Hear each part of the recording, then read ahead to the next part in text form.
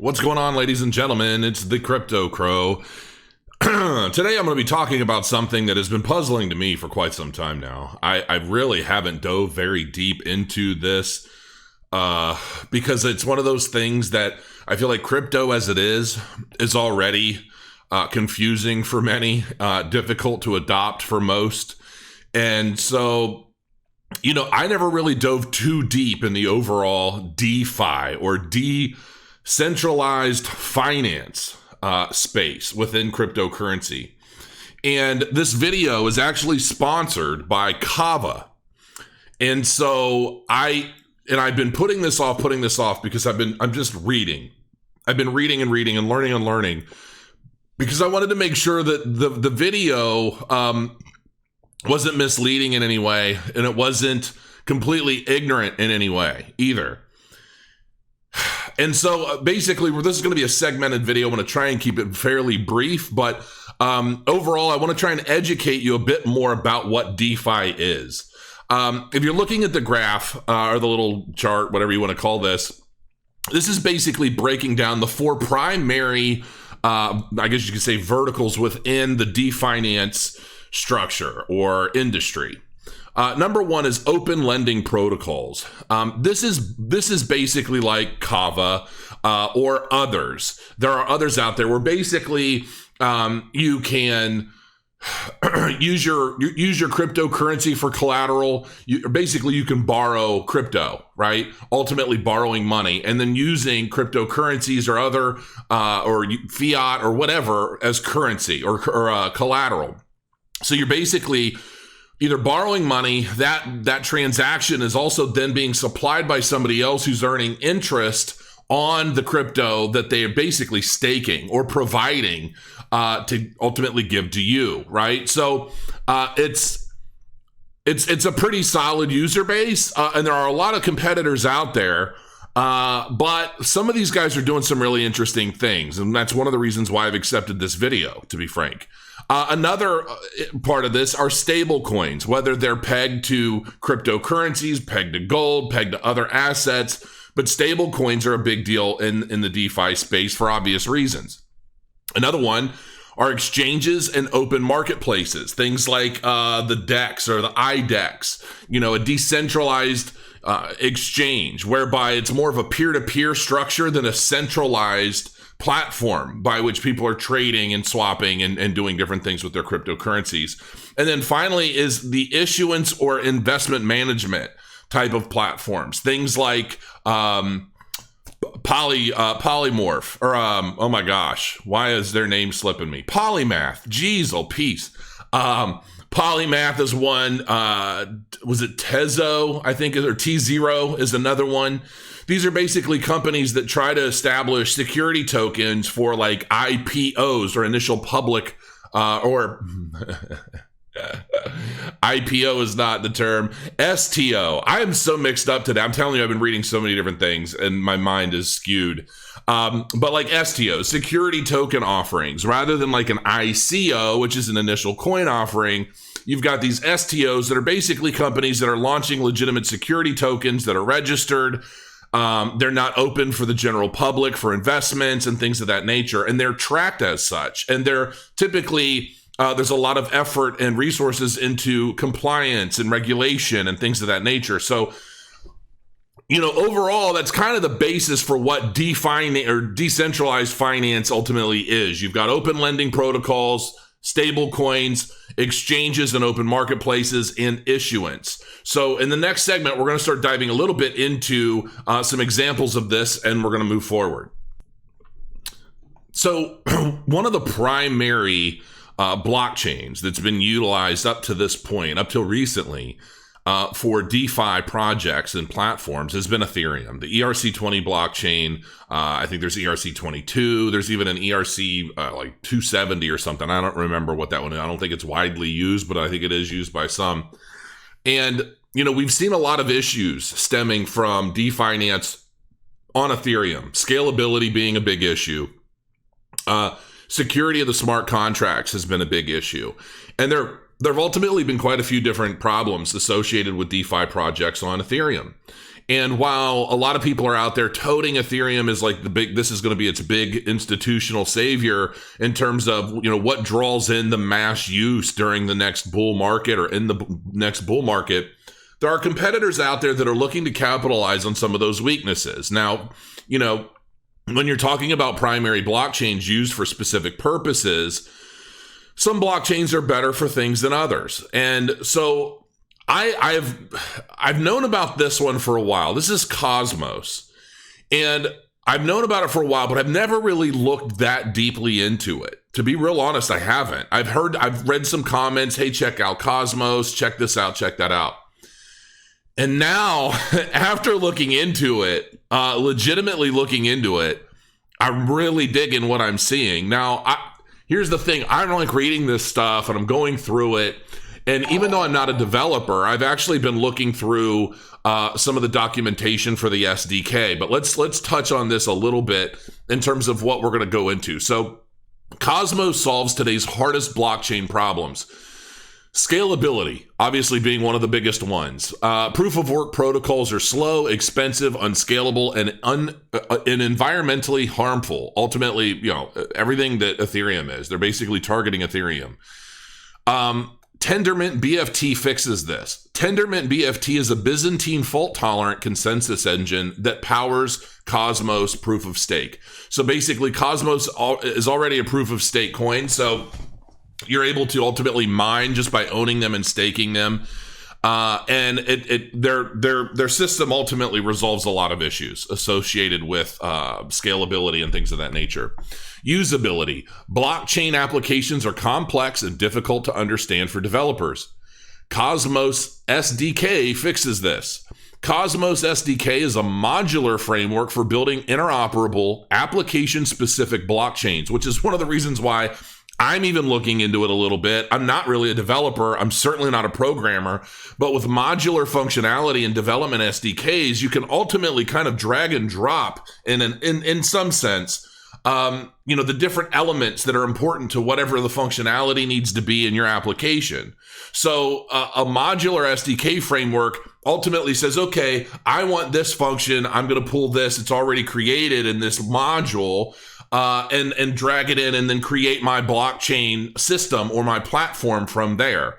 Anybody that's used like a WYSIWYG editor for like building web pages, you go and you have these different function applets and you can just kind of drag and drop these things. I want to drag an image into the code. Well, rather than hand coding a specific string of code into that HTML page or JavaScript or whatever, you're able to just kind of drag these elements into the page. The code is created for you and publish. And so that's one of the reasons why I'm really attracted to this, because moving forward, as more people kind of catch wind with what's possible with something like Cosmos, I think ultimately it's going to help its usability and its adoption from developers. The more adoption you have from developers, the more really cool stuff that you're going to have to use. It ultimately means more adoption. So I'm excited about that, honestly.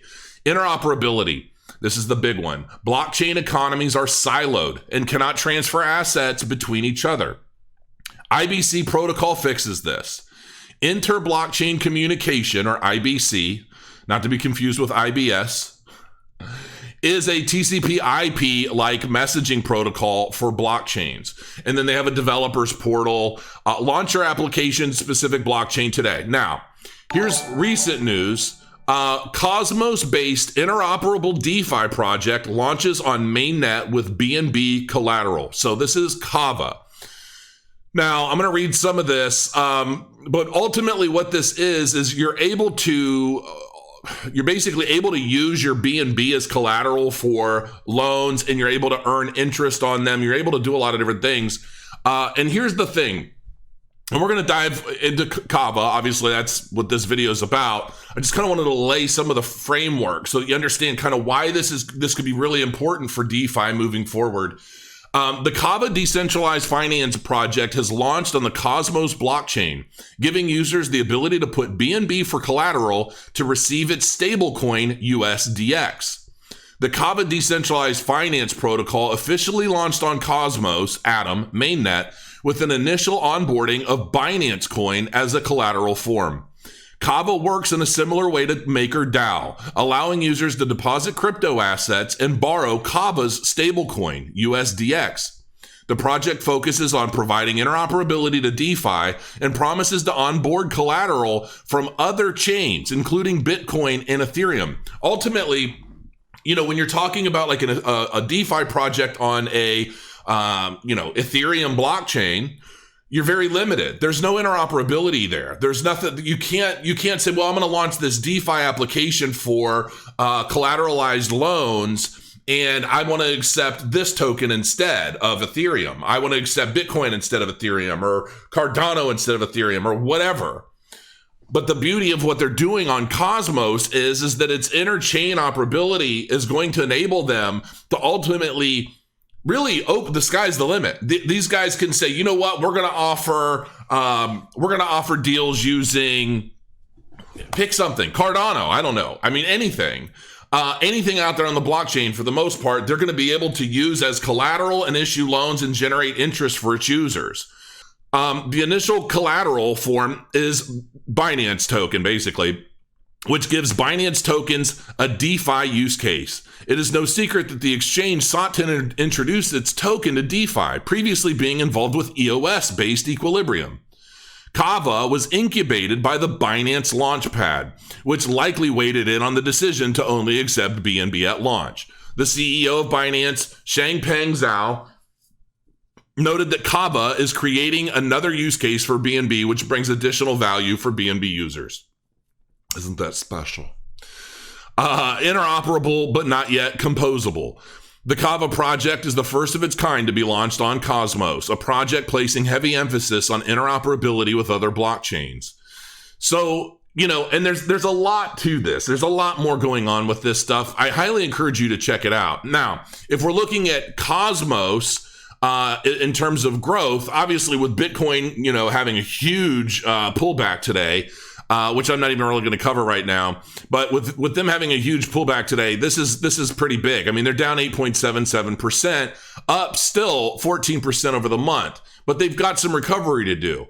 Now, and this is one thing that I've been gathering from just things I've been hearing about Cosmos developers. They are so pro-crypto that, and ultimately they want to create something.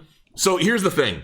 As developers are utilizing their SDK, they're taking all of this development data and they're utilizing it to make their SDK better and easier for more and more people to use. And they're not necessarily overly concerned, to be frank, it doesn't seem, with their token price. They're more concerned with their platform growing in use. And so they're really, from what I've been gathering and what I've been told, these guys have been extremely easy to work with and very, very helpful in a lot of different ways. They just want to see people do well utilizing their blockchain, utilizing their platform. And so that's a really good sign. Now, if we look at Kava, number 149, they are at 0.95 cents. So they're down 12 cents, but they're still up 102% over the month. Now, here's the thing. If with its all-time high of $1.44, we don't have that far to go before it reaches its original all-time high. But as use case for Kava continues to grow, and they're offering, right now it's all based on Binance, okay? Binance token.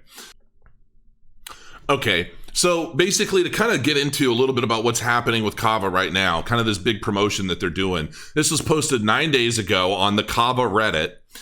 And they're calling it Crypto Payday. What is Crypto Payday? Crypto Payday is the catchy name that Kava gives its USDX minting rewards program.